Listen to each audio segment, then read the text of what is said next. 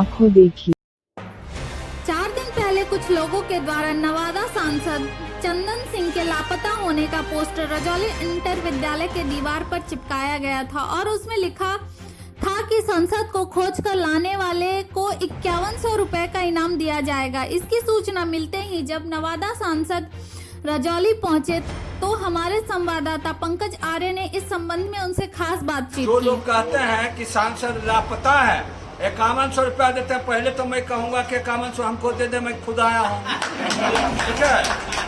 और ऐसे लोगों को मैं बताना चाहता हूँ कि एक हमें वो बदनाम नहीं कर रहे हैं, वो बदनाम नवादा रजौली के लोगों को कर रहे हैं ये कहकर कि नवादा का सांसद लापता है।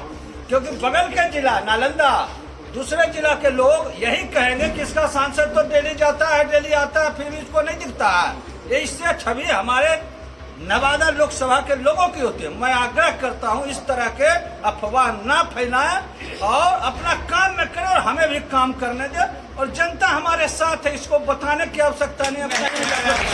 मेस्कौर प्रखंड के विषयत पंचायत के धोबनी गांव में शुक्रवार की रात में बलेश्वर प्रसाद के पुत्र मुन्ना प्रसाद के घर में आग लग जाने से लाखों की संपत्ति जलकर राख हो गई।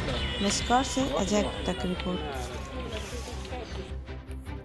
रजौली के चित्रकोली चेकपोस्ट पर गुरुवार की मध्य रात्रि में उत्पाद विभाग द्वारा वाहन जांच के दौरान उत्पाद सिपाही राजीव कुमार व संतोष कुमार ने झारखंड की ओर से आ रही एक कार सवार यात्री का रुपयों से भरा पर्स चोरी कर लिया। कार सवार यात्री झारखंड के धनबाद निवासी मोहम्मद इकबाल के मुताबिक उस पर्स में 10,700 रुपए थे, जिसको लेकर थाने में प्राथमिकी भी दर्ज कराई गई। रजौली से पंकज आर्य की रिपोर्ट।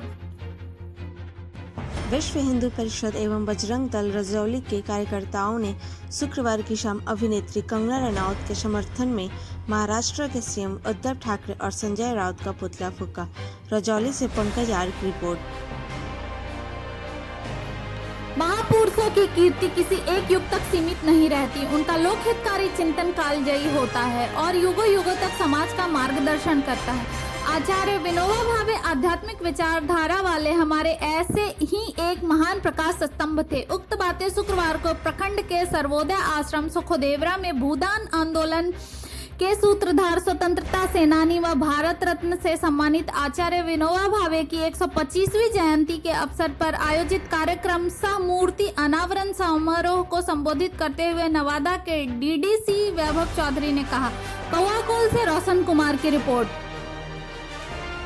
3 दिनों की बड़ी मशक्कत के बाद अंततः NH-31 पर अंधरवारी में दुर्घटनाग्रस्त होकर गड्ढे में गिरी टैंक लॉरी को क्रेन की मदद से निकाल लिया गया।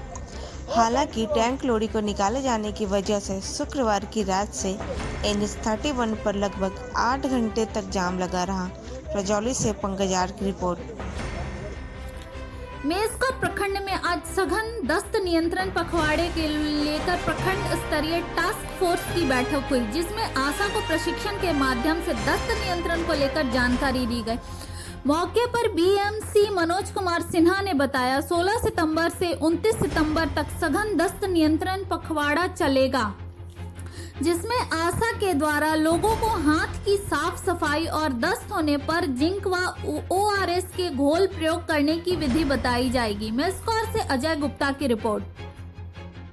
प्रधानमंत्री गरीब कल्याण योजना के अंतर्गत कौशल विकास को लेकर प्रवासी श्रमिकों को स्वरोजगार मुहैया कराने के उद्देश्य से कृषि विज्ञान केंद्र ग्राम निर्माण मंडल सर्वोदय आश्रम द्वारा आयोजित 3 दिवसीय बकरी पालन से संबंधित अंतिम बैच का प्रशिक्षण का समापन शुक्रवार को किया गया। कौआकोल से रोशन कुमार की रिपोर्ट।